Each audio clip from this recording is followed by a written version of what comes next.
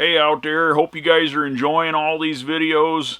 The last couple episodes we've talked about Wagon 1 and how I kind of got started. I've had a lot of you asking questions. I love the questions. Bring them on some more.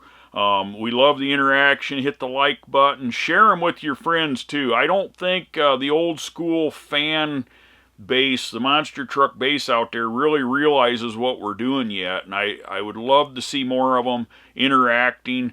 And as things progress, we're going to be able to incorporate more things that we're doing with the museum and the Hall of Fame and all that into these too. So this will be kind of a neat deal where people can find out a little bit more about the history of monster trucks. So we were talking about War Wagon number 1. Some of the questions I had was where the body came from. It came from a place down in Florida that was building street rod bodies. It was designed to actually use the factory door hinges, latches, and all the components from the factory. The body was very expensive because it was very highly detailed. It had way more involved in it than what the new bodies do on everybody's trucks. You know, now the new bodies are just skins. They're very light. This body was fairly heavy. It took 6-7 guys to move the body around whenever we moved it. You couldn't just take 2 guys and move it. I mean, it took, and everybody was moaning and groaning. Nobody wanted to help. Usually on the day that I wanted to take the body off the truck, I'd call all my buddies and family members, and usually that's when they mysteriously had honey-do lists and things. No, I'm just kidding. Most everybody was good. But anyways, the body was fairly heavy. It was fiberglass. We actually lengthened the front end. I think we lengthened it about 20 inches to start with. My dad did all the fiberglass work. He's always been into body and auto body and fiberglass stuff. And then we got to looking at it. We didn't like the length of it. It made the nose look too long. So I think we took it and cut it, and it ended up being 10 inches longer than stock. My dad opened the fender wells up and put a lip back into them to make them look like they were a factory opening. The rear, he cut those out a lot bigger and tried to make them look with that same similar factory opening look, but they, a lot bigger than what the factory ones was.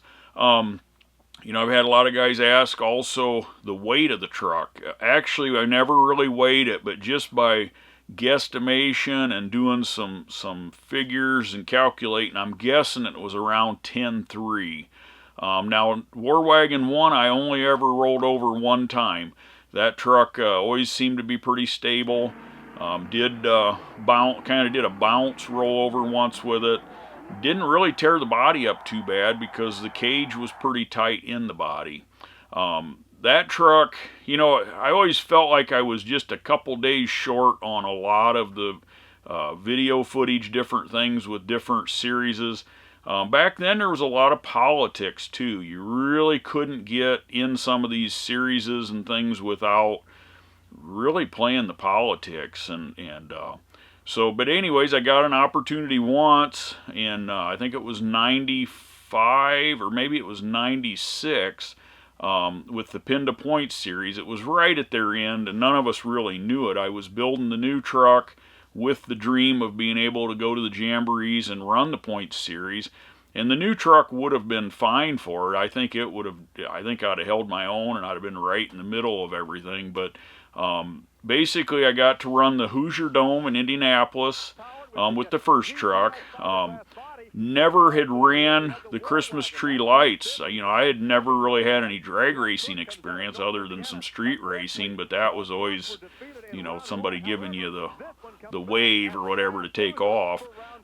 So I got up to the lights. I asked them if I could actually do a couple practice runs because I had no idea how to run with the Christmas tree.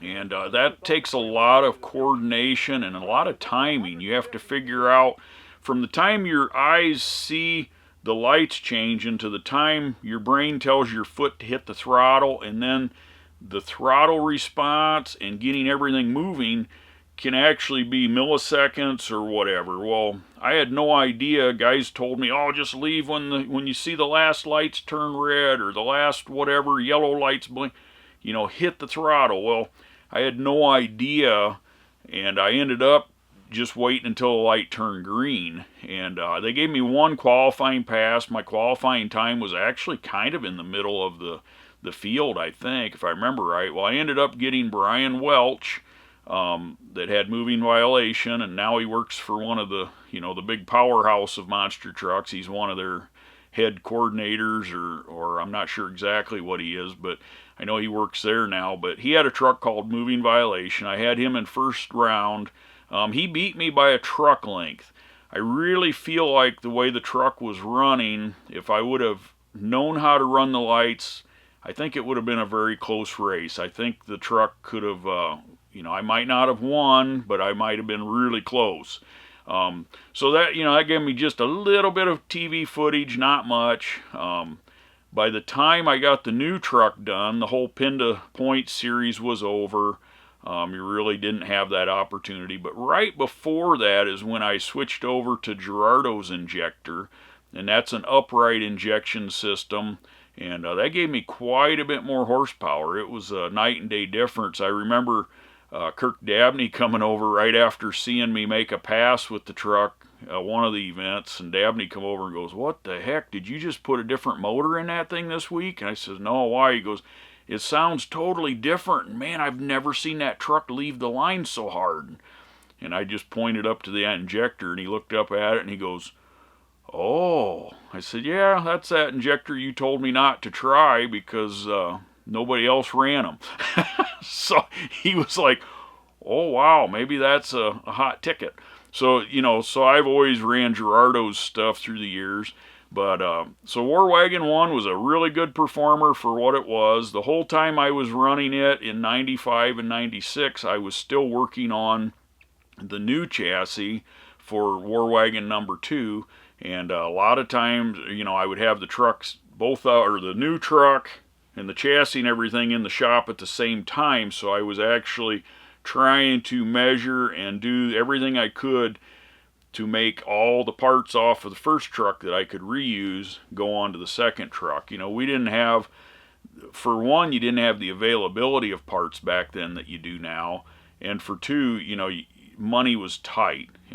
Things cost a lot more back then than what they do now, and some of that was just because you had to either build them or find somebody to build it. But War Wagon 1 was a great truck. It ran really good. Basically, by the end of 96 is when I switched everything over and debuted War Wagon number 2 in 97. And hey, hit the like button if you're liking this, and the next episode we'll talk about the building of War Wagon 2.